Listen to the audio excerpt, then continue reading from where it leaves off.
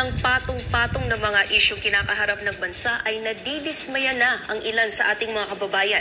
Sabi nila sa halip daw na bumuti ang buhay ay bakit parang mas nagiging mahirap pa ito sa paglipas ng araw. Naritong balita ni Angel Pastor.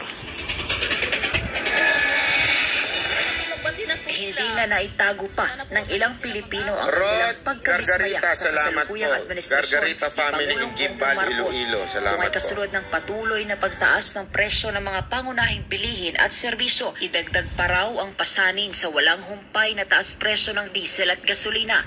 Anila hindi na kaya ng pangkaraniwang Pilipino ang halaga ng mga bilihin ngayon, lalo't ang karamihan sa kanila yung mga minimum wage earners lang naman. Para pong masalang humirap yung Pilipino kasi tumataas po yung lahat ng bilihin. Wala akong parang wala nagbago walang bilihin. Oo, totoo. Ultimo mga gasolina, hindi man lang nila na pataas na pataas. Ang bigas, sabi. Alam nyo ba, record high ang gasolina ngayon? Hindi lang napapansin, pero grabe ang taas ng gasolina ngayon. Ano ho ibig sabihin nito? Naku po, hindi ko sinasabing kasalanan ni Marcos ang gasolina, ha? Yan po ay problema ng buong mundo. Pero ang punto ko dyan, sigurado ho, tataas ang mga bilihin. Sigurado yan.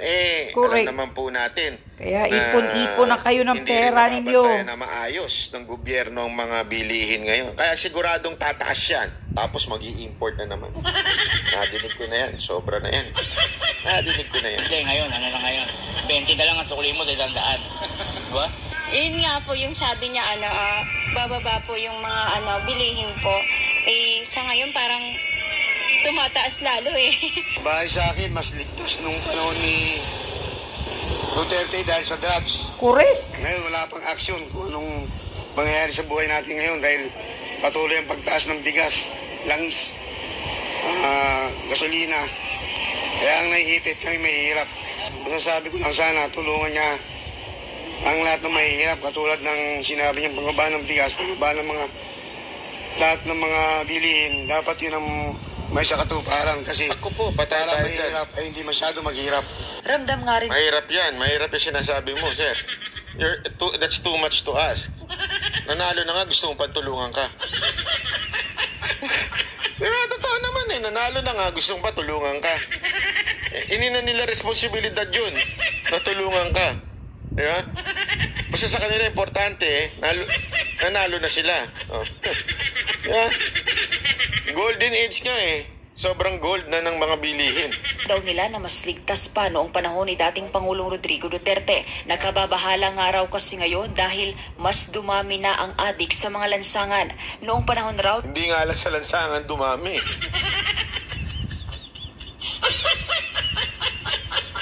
Hindi lang sa lansangan dumami, adik. Correct. Pati sa Malacanang may adik. Saan pa dumami, ha? Sabihin na naman nila Patrick Sayon, Sir Banal, hirap ba talaga dito kahit dito sa US, ang bigat Pati sa Malacanang, sa loob, may mga bangag. Sabi ni Tatay Diggs. Sige nga, saan pa dumami ang mga adik? Sa Malacanang. Kayo na lang magbanggit. Saan pa dumami mga adik? Grabe naman kayo, makagano naman kayo. Ni dating Pangulong Duterte, takot ang mga nagbebenta ng droga. Pero ngayon ay hayagan na nga ang mga ito. Kay Duterte ako, pero okay din naman po sa kayong pamamalakad ni Marcos po kasi wala pa naman pong Naku ate, salita mo, puro ka Kasi nung panahon niya na presidente po siya ng Pilipinas ay hindi po nahinto po yung yung droga natin, medyo nabawasan po. Ay, sa ngayon po kasi wala na siya. Umaaligid-aligid na naman yung mga adik dito. Mga demonyo. Baka manliligaw mo yun. Diyan pa lang ate, ang sando mo kasi nakaka-distract yung spaghetti mo. Ang tawag po sa damit na ganyan, spaghetti. Alam naman magbihis pa siya, banat bay, para lang ma-interview. Hindi, kasi mga umaali-aligid daw sa kanya Siyempre nga naman, pag naka-spaghetti ka, aali-aligid talaga yung mga demonyo dyan.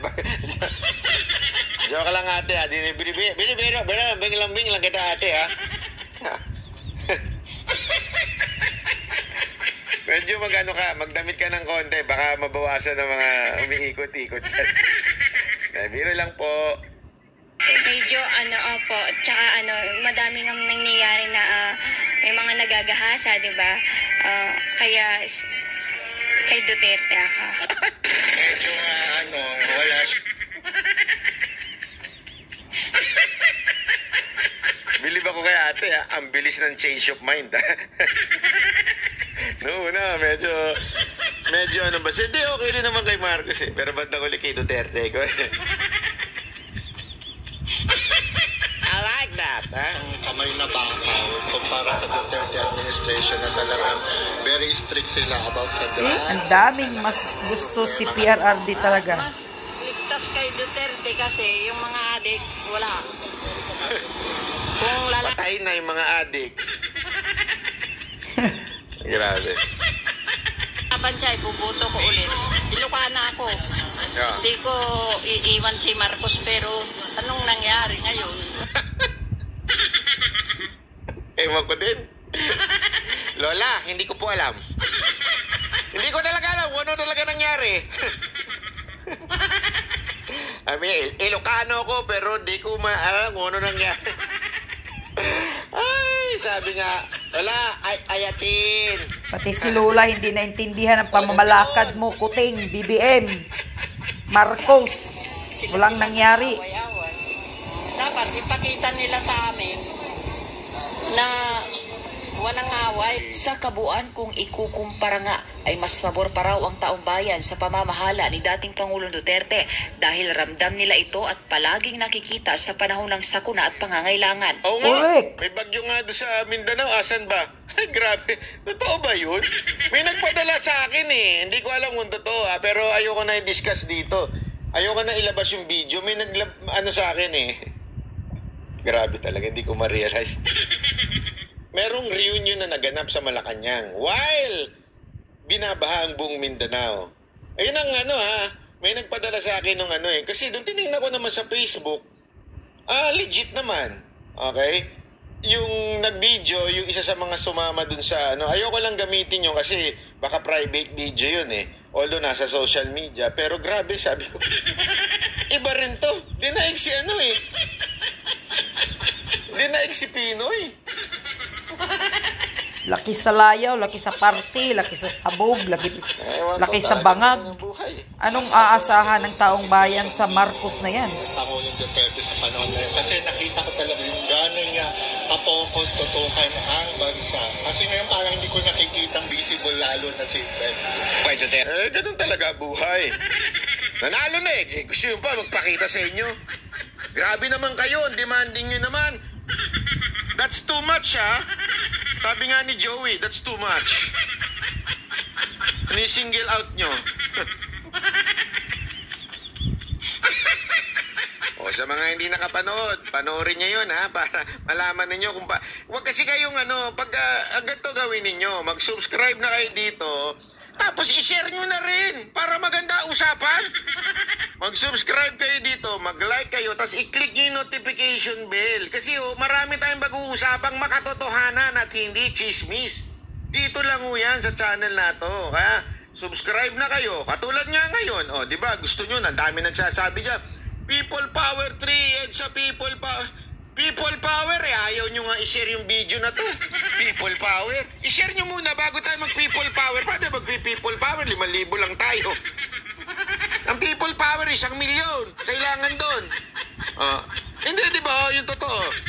Para mag-people power, hindi ko sinasabing gusto ko yun, ha? Hindi ko sinasabi. Linawin ko lang. Baka mamaya, sa pate ko, sampa nyo ng sextation ba yun?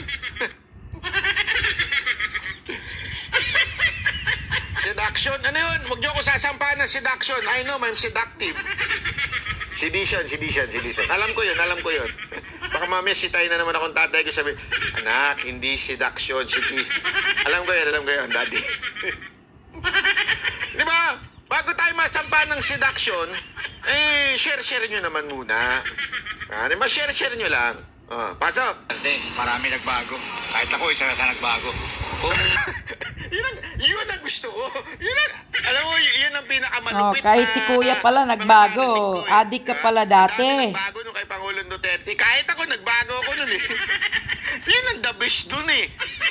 Hindi, di ba? Yun ang talagang the best. Anong ibig niya sabihin? Nagbago siya eh. Ibig sabihin. Loko-lokong adik din pala siguro ka. Sa mga binibitawan mo, baka mamaya mapagbintangan kang ano. Ha? Ingat, ingat, ingat. Sir, ingat.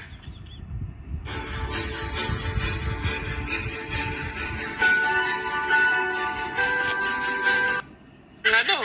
Ha? Ingat, ingat, ingat. Sir, ingat. Kung pagkukumpara natin sa tatay, syempre ito sa tatay ni Marcos. Pero sa ngayon, parang nakikita ko, hindi naman, wala nangyayari. Pinuna rin ng ilan ang tensyong namamagitan kina Duterte at Marcos kasama na ang balitang pagpasok ng International Criminal Court o ICC sa Pilipinas para imbestigahan. Katropa si Katrina. Wag ganon. Katrina. Kala ni Katrina makakalusot siya, no? Sabi ko sa'yo eh. Pag may mga baho kayo, lalo na yung mga, ano natin yan, mga government official natin, huwag kayo masyadong sip-sip. Pag alam nyo may baho kayo, ito, reminder ko lang sa gobyerno natin, yung mga government official natin na masyadong sumisip-sip ka kay Marcos at sa asawa niya, Pag masyado kayong sip-sip dyan, ingat-ingat kayo kasi kung may baho kayo, lalabas at lalabas yan. Oo. Tapos pagbibintangan nyo na naman, bayaran kami. Sana nga. Sek Martin, pwede bang ipatupad mo yung sinabi nung nagbibintang sa'yo na bayaran mo kami? Kailangan ko ngayon eh.